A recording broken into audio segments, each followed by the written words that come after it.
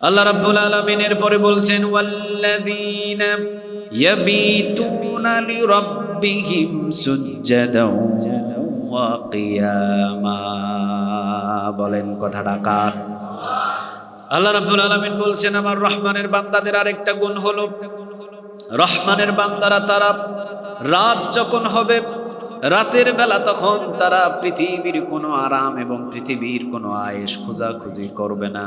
রহমানের আমার বান্দা যারা হবে, রাত যখন গভীর হবে, যখন নির্জন এলাকা হয়ে যাবে, যখন রাত গভীর হবে, নির্জন এলাকা হয়ে যাবে, ঘরের ভিতরে সবাই ঘুমন্ত, পাড়ার ভিতরে সবাই ঘুমন্ত, শহরের ভিতরে সবাই ঘুমন্ত, এমনকি পশু পাখি পর্যন্ত ঘুমন্ত, দেখার মতো আর কেউ নাই। চুপ করে রাতের গভীরে চুপ করে ঘুম থেকে উঠে ঠান্ডা পানি দিয়ে ওযু করে আস্তে করে জায়নামাজটা বিছিয়ে সারা রাতের জন্য মালিকের সাথে কথা বলবে, শুধুমাত্র একজনের সাথেই কথোপকথন হবে। বলেন কথাটা কার? রহমানের বান্দাদের আরেকটা গুণটা দেখেন কেমন। রাত্রি মানে গভীর হলো যখন, তখন দেখলেন যে সবাই বিছানায় ঘুমিয়ে পড়েছে, সবাই বিভোরভাবে ঘুমিয়ে আছে, আর রহমানের বান্দাটা এই চান্সটাই নিয়ে নিবে আল্লাহর কাছে যে আল্লাহ আপনি তাকিয়ে দেখেন জমিনে সবাই বিশ্রামের জন্য ব্যস্ত, কিন্তু আমি তোমার এমন একজন গোলাম, বিশ্রামের দরকার নাই, তোমাকে দরকার। আল্লাহ আমার বিশ্রামের দরকার নাই, আমি বিশ্রাম দিয়ে কি করব? তুমি যদি আমার না হও, এই সুখ, এই শান্তি, এই সোফা, এই খাট, এই বক্স খাট, এত দামি বিল্ডিং দিয়ে আমার কি হবে?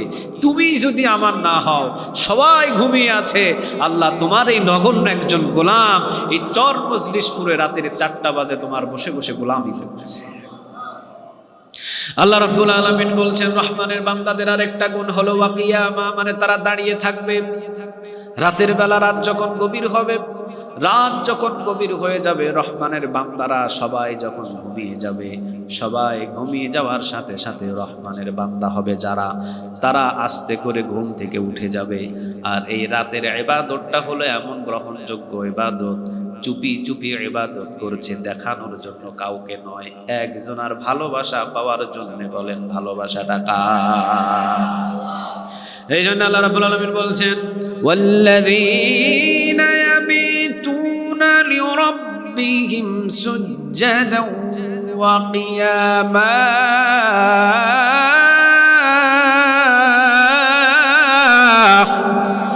আল্লাহ রাব্বুল আলামিন বলছেন ওয়াল্লাযীনা ইয়াবিতুনা লিরাব্বিহিম সুজদাও ওয়া কিয়ামা। রাত যখন গভীর হয়ে যাবে, রহমানের বান্দারা সাদাবাজি করার জন্য যাবে না। সুবহানাল্লাহ বলবেন না? কিছু মানুষ দেখবেন রাত যখন অন্ধকার হয়, চুরি করার জন্য বস্তা রেডি করে, চুরি করার জন্য সব কিছু যন্ত্রপাতি রেডি করার পর কোন দরজায় গিয়ে শিং কাটবে, কোন বাড়িতে গিয়ে চুরি করবে, কোন দোকান গিয়ে চুরি করবে, এই চিন্তা এবং এই ভাবনায় তারা বাহির হয়ে যায়।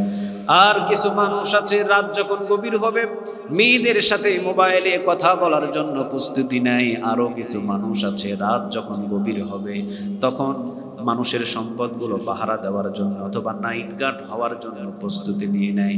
আর আমার বান্দা হবে যারা, রহমানের বান্দা সবাই যখন বিশ্রামে ঘুমিয়ে পড়েছে, একাকী উঠে তখন জায়নামাজটা বেটিয়ে আর জায়নামাজটা বিছিয়ে রাত্রির গভীর রাতের ভিতরে গুনগুন করে আমি আল্লাহ রাব্বুল আলামিনকে ডেকে, আমি আল্লাহ রাব্বুল আলামিনকে স্মরণ করে আমার কাছ থেকে সকল চাহিদাগুলো সে বলে ফেলে। কারণ হলো গভীর রাতে আমার রহমানের বান্দা অর্থাৎ আমার বান্দা জানে গভীর রাতে আমি আরশে আজিমে থাকি না, গভীর রাতে আমি শেষ আসমানে নেমে আসি। এটা আমার বান্দা জানে। এই জন্য আমার বান্দা ও টাইম মতো, আমি যখন নেমে আসি আমার বান্দা টাইম মতো ও জেগে উঠে, ও টাইম মতো জেগে উঠে আমাকে কাছাকাছি পেয়ে সব চাহিদাগুলো আমাকে বলা শুরু করে। সুবহানাল্লাহ।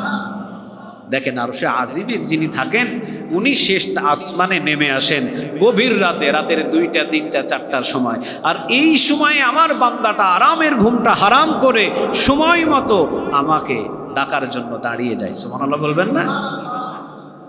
শুধুমাত্র যে দাঁড়িয়ে যায় বিষয়টা এমন নয়, ওয়াল্লাযীনা ইয়াবীতুনা লিরাব্বিহিম সুজদান ওয়া কিয়ামা, সিজদায় লুটিয়ে পড়ে আর সিজদায় লুটিয়ে পড়ে আমি আল্লাহ রাব্বুল আলামিনের গুণগান গাওয়া শুরু করে।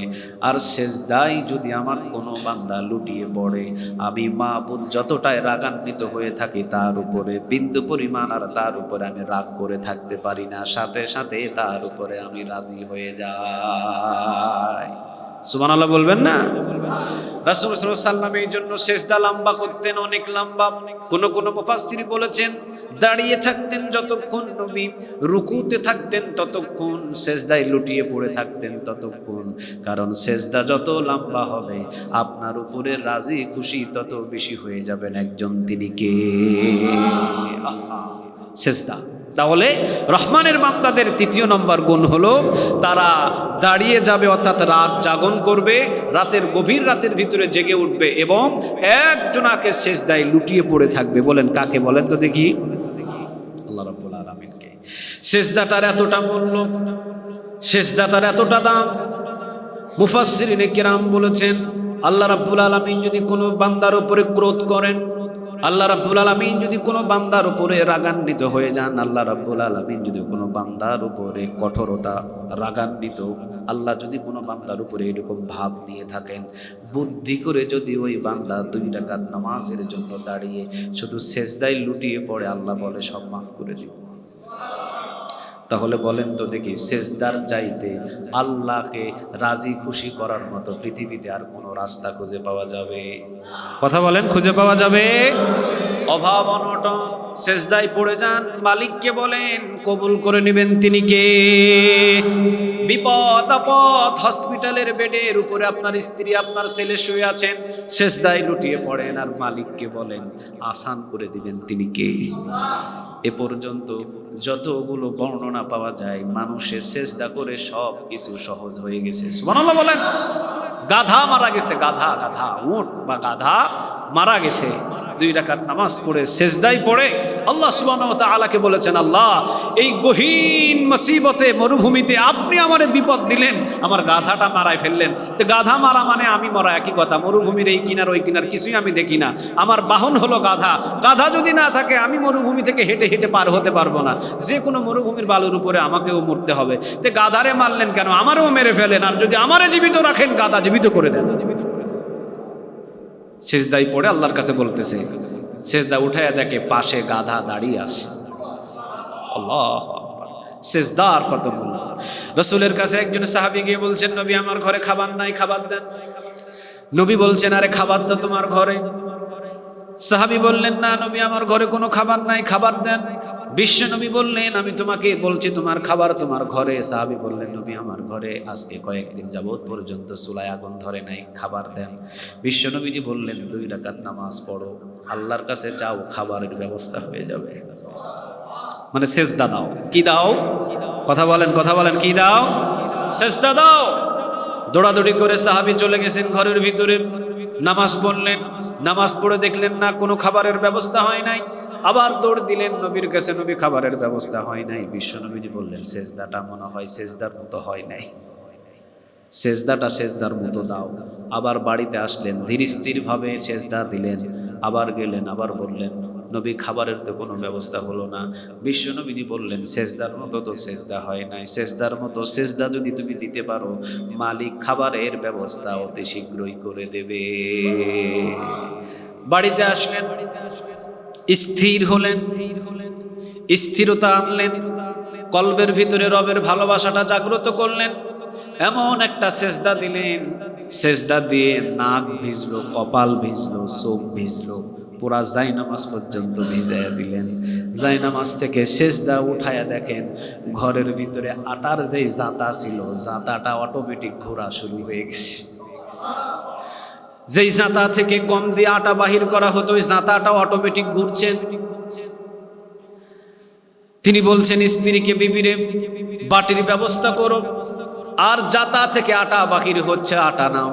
জাতা থেকে বাহির হচ্ছে আটা, আটা নিয়ে খাবির বানায়া রুটি বানাইতেছেন আর ওই দিক থেকে আটা পড়তেছে। নবীর কাছে গিয়ে বললেন, নবী গো, এমনভাবে সেজদা দিলাম, সেজদা ওঠানোর আগে আমার ঘরের জাতাটা ঘোরা শুরু হলো, কিন্তু আমার ঘরের জাতার ভিতরে দেওয়ার মতো বিন্দু পরিমাণ কোনো গম ছিল না। অটোমেটিক আটা বাকির হলেন, কিন্তু আমি দেখলাম কিভাবে আটা বাকির হচ্ছে, কোন দিক দিয়ে আটা বাকির হচ্ছে, এটা দেখার জন্য যখন আমি চোখটা বাড়ায় দিলাম, অটোমেটিক জাতা বন্ধ হয়ে গেল। নবী বললেন, সাহাবীরে, আল্লাহর কুদরত দেখাটা এত সহজ না। তুমি সেজদার ভিতরে মালিকের কাছ থেকে খাবার চেয়েছো, খাবারের ব্যবস্থা করে দিয়েছে তোমার জাতার মাধ্যম দিয়ে, কিন্তু ওই মালিকের কুদরত দেখার জন্য যখন তুমি চোখটা বাড়ায় দিয়েছো, মালিক তো যাকে তাকে কুদরত দেখাবে না। এই জন্য জাতা বন্ধ করে দিয়েছেন। তুমি যদি নজর না দিতে কিয়ামত পর্যন্ত তোমার ঘরে এই জাতা চলমান থাকতো।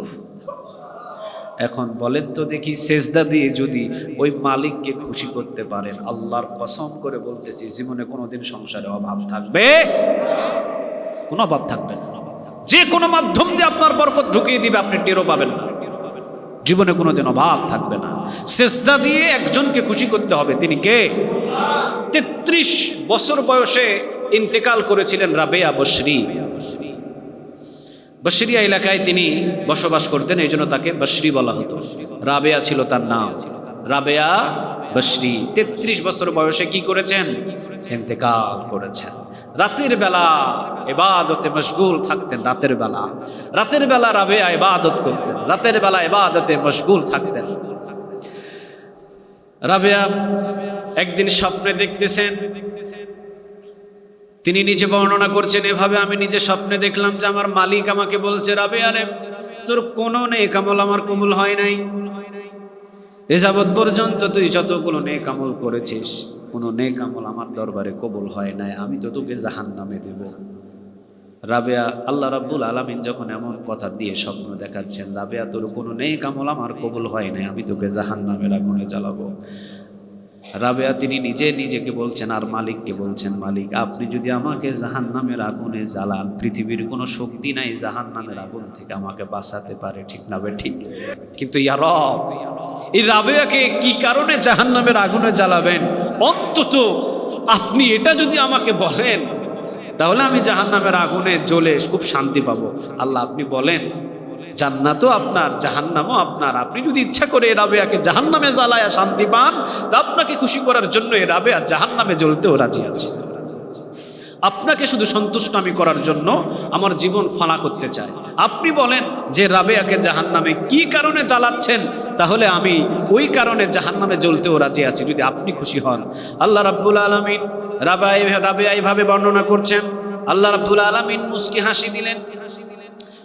মুস্কি হাসি দিয়ে আল্লাহ রাব্বুল আলামিন মুস্কি হাসি দিয়ে সাথে সাথে বলছেন, রাবেয়া, আমি তোকে জাহান্নামের আগুনে জ্বালাবো না, আমি তোর একটা নেক আমলে বড় খুশি হয়েছি, এই জন্য আমি তোকে তোর সাথে একটু মজা করলাম। সুবহানাল্লাহ বলেন।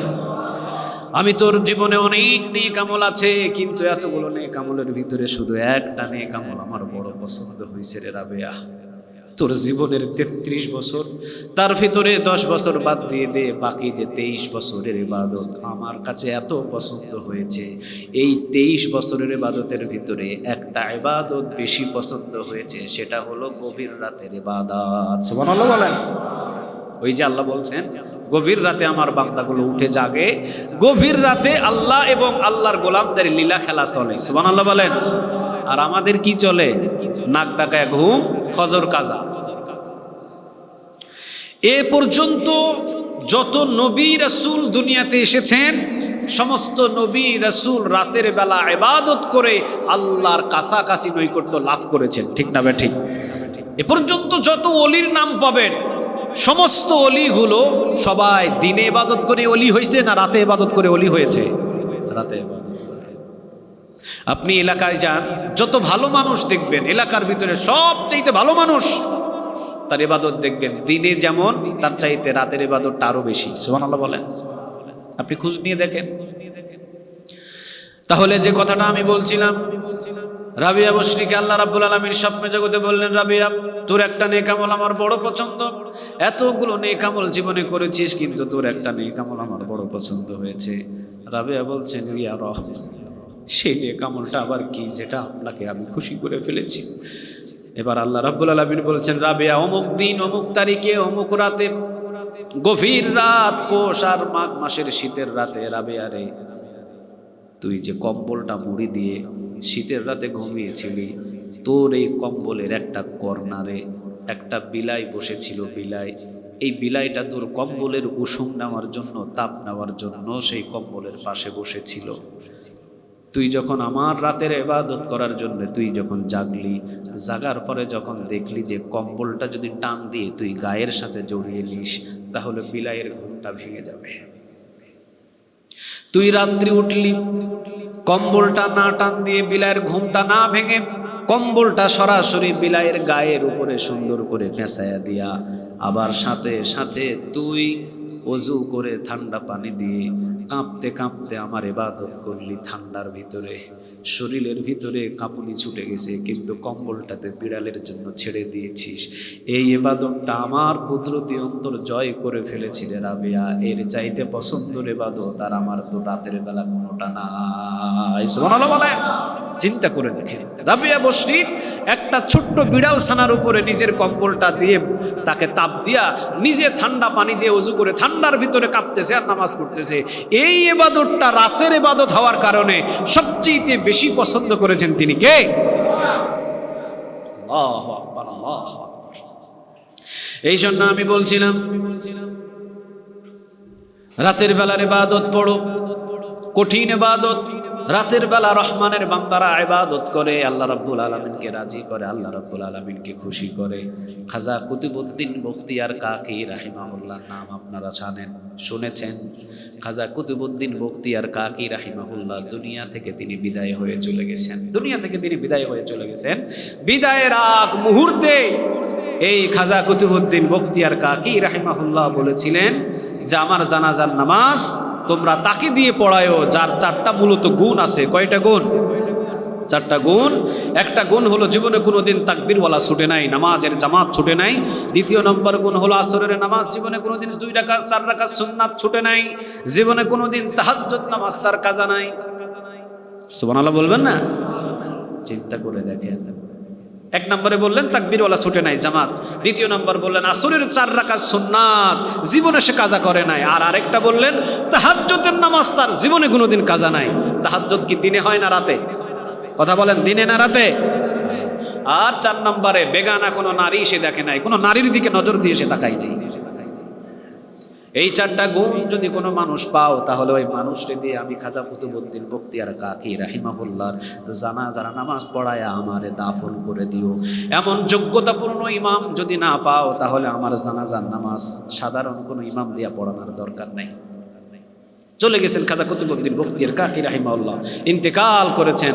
হাজার হাজার লক্ষ লক্ষ মানুষ তার জানাজার নামাজে হাজির হয়েছেন।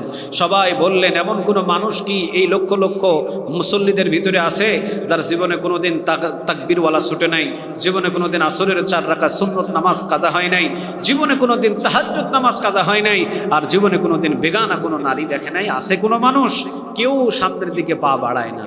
ওই দিল্লির সম্রাট শামসুদ্দিন আলতামাস রাহিমাহুল্লাহ উনি সামনের দিকে পা বাড়ায় দিয়েছেন। উনি ছিলেন দিল্লির সম্রাট, দিল্লির প্রধানমন্ত্রী। ওই দিল্লির সম্রাট সামনের দিকে পা বাড়িয়ে দিয়েছে, দিয়ে বলছে খাজা কুতুবউদ্দিন বখতিয়ার কাকি রাহিমাহুল্লাহ, আমার এই ব্যক্তিগত আমল তো পৃথিবীর কেউ জানতো না, শুধু আপনাকে আমি জানাইছিলাম, যার জন্য আমাকে ইমাম বানায় আপনি বিদায় হয়ে গেছেন। খাজা কুতুবউদ্দিন বখতিয়ার কাকি রাহিমাহুল্লাহ উনিও জানতেন যে এই সম্রাটের, এই সাম্রাজ্যের ভিতরে, এই দিল্লির ভিতরে এই ইবাদতের একজন ইমামই আছে, উনি হলো দিল্লির সম্রাট শামসুদ্দিন আলতামাস। সুবহানাল্লাহ বলেন। একটা জিনিস চিন্তা করে দেখেন তো দেখি, জীবনে কাজা হয় নাই তাহাজ্জুদের নামাজ, আর আমরা জীবনে পড়ি নাই তাহাজ্জুদের নামাজ, এমন মানুষ এখানে আছে না নাই? অনেক আছে। অথচ ওনাদের কাজাই হয় নাই তাহাজ্জুদ নামাজ। এই জন্য আল্লাহ রাব্বুল আলামিন এখানে বললেন ওয়াল্লাযীনা ইয়াবিতুনা লিরাব্বিহিম সুজদাও ওয়া কিয়ামা। রহমানের বান্দাদের আরেকটা গুণ হলো তারা নামাজে দাঁড়িয়ে যাবে এবং সারা রাত জেগে থাকবে একজনকে খুশি করার জন্য। তিনি কে? আল্লাহ রাব্বুল আলামিন আমাদের সবাইকে রহমানের বান্দা হওয়ার তৌফিক দান করুক, বলেন আমিন।